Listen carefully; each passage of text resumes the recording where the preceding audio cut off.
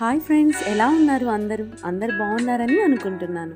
Welcome back to my channel Meena to explore. So మనము Araku episode 1 చూసాము. ఇప్పుడు అరకు నుంచి వైజాగ్ ట్రిప్ ఎపిసోడ్ 2లో చూస్తారు.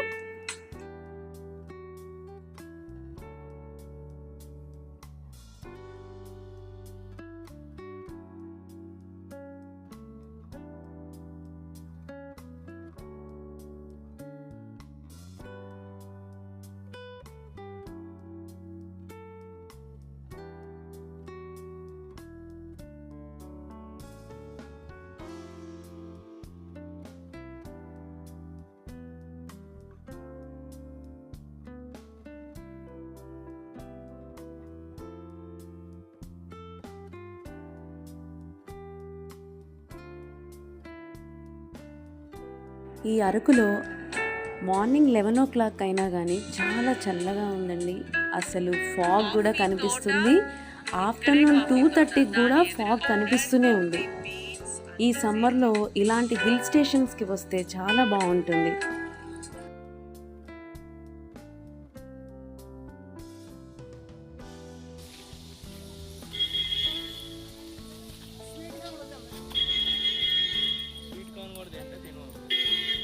Don't touch.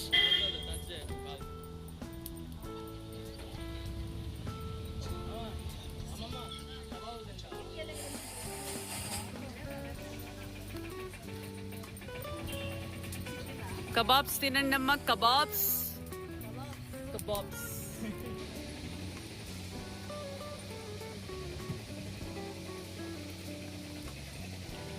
ఇది పసుపు కొమ్ములు కదా.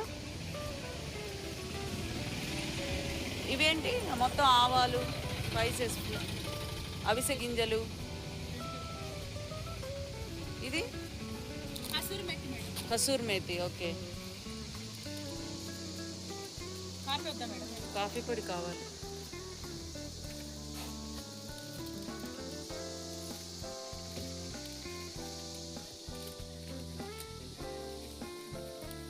ఎక్కడి నుంచి ఇది?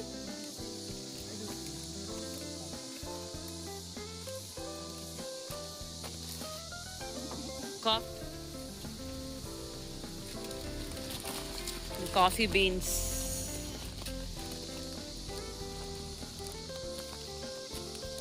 వీళ్ళు సేల్ చేస్తున్నారు.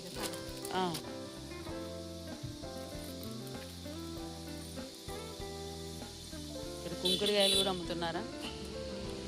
చాలా రోజులైంది కదా మనం మర్చిపోయి కుంకుడుకాయలు కూడా అమ్ముతున్నారు.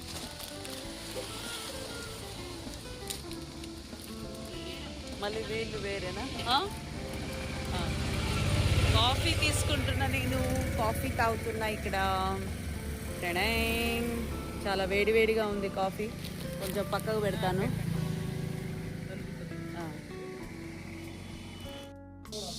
ఏంటన్నా ఇది? కబాబ్స్ తింటున్నారా? తినండి. నువ్వు కాఫీ తాగుతున్నావా? ఇదిగో నేను తీసుకున్నవి. కబాబ్స్ తీసుకున్నాను. స్టార్ట్ చేసావమ్మా? చాలా బాగుందా? సూపర్. ఫస్ట్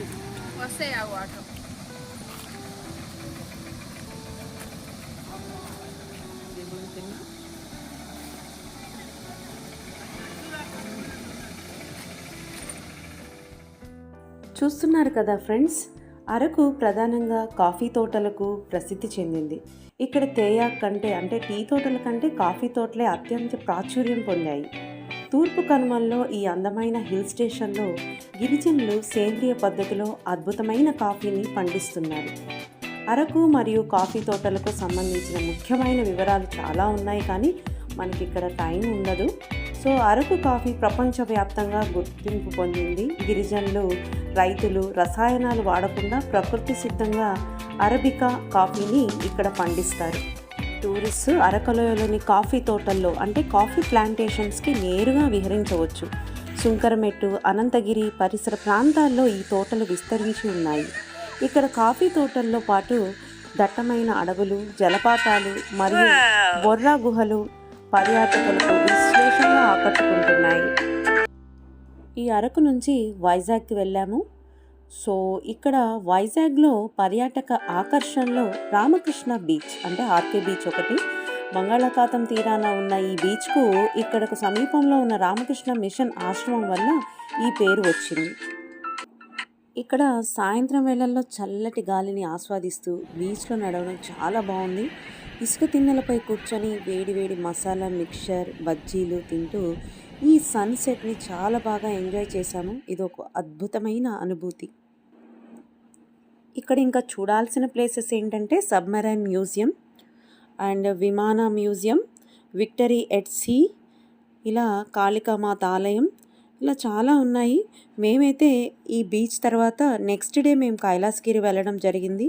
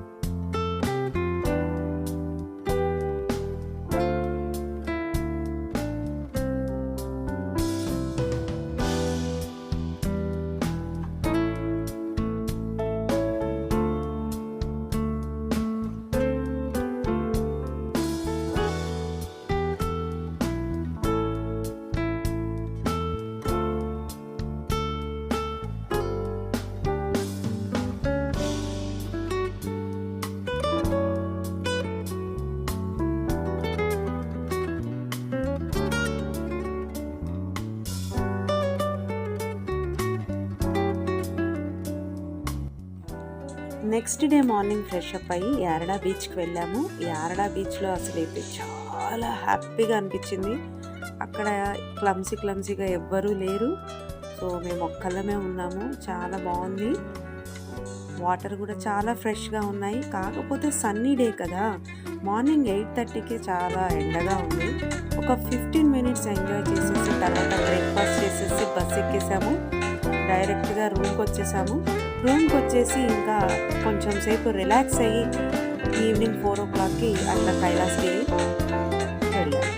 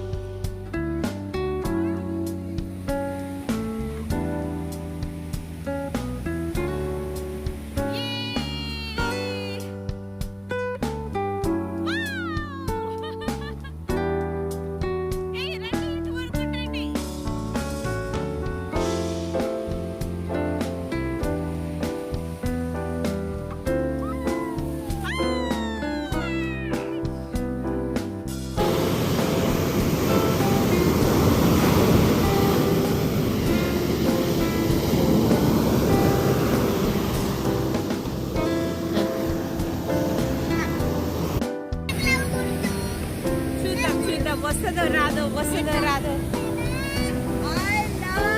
వచ్చి అలా తీసుకెళ్ళదు తీసుకెళ్ళేది.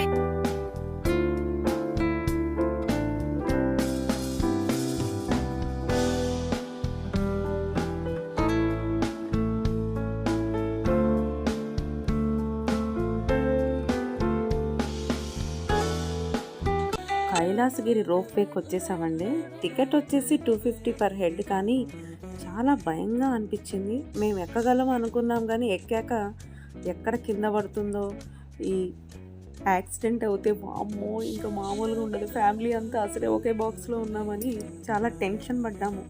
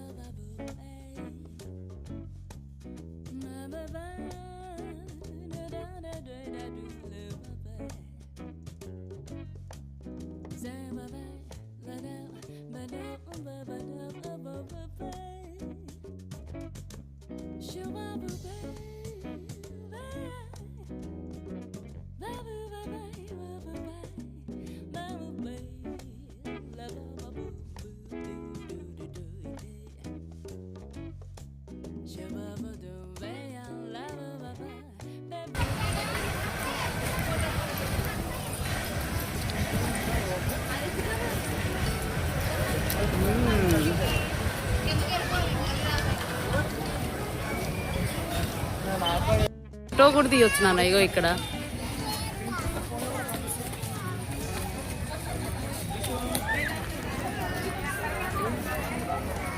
ఇంకదా స్నాప్ అయితే మన తలకాయలు.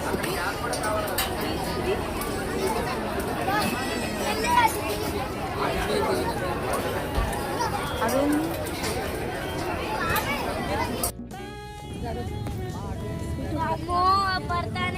ఒకే దగ్గర ఉండకండి.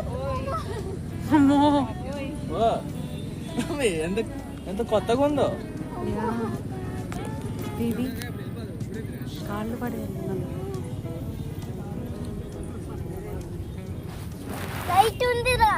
రైట్ ఉందిరా, లెఫ్ట్ ఉందిరా.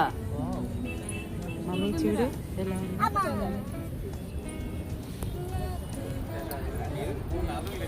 జెండా దగ్గర ఉండరా, కింద ఎవరో చేస్తున్నారు వర్క్.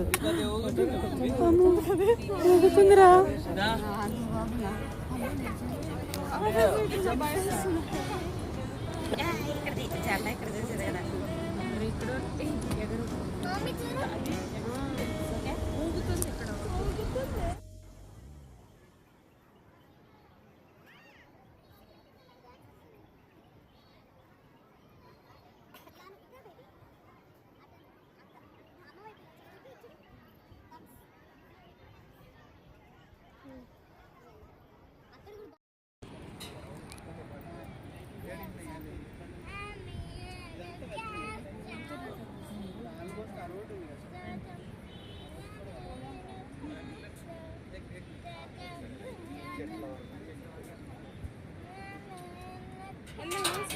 ఈ గ్లాస్ బ్రిడ్జ్ చాలా స్కేరింగ్గా ఉందండి.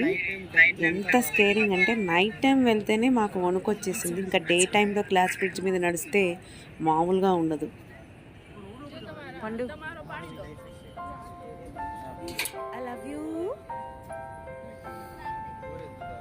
అట్లే ఉండు, అట్లే ఉండు. అక్కడ షెడ్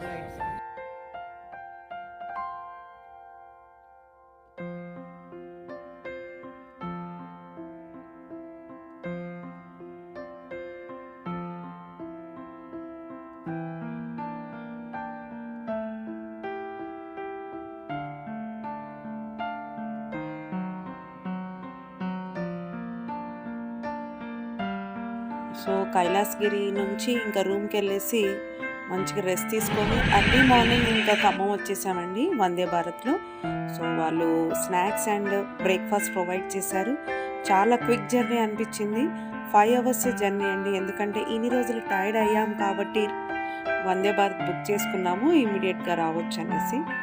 సో ఈ జర్నీ కూడా చాలా బాగా ఎంజాయ్ చేశాము. ఈ వీడియో మీకు నచ్చినట్టయితే ఒక లైక్, షేర్ అలానే సబ్స్క్రైబ్ చేయండి. Bye, take care. మళ్ళీ ఒక మంచి వీడియోతో మీ ముందుకు ఉంటాను.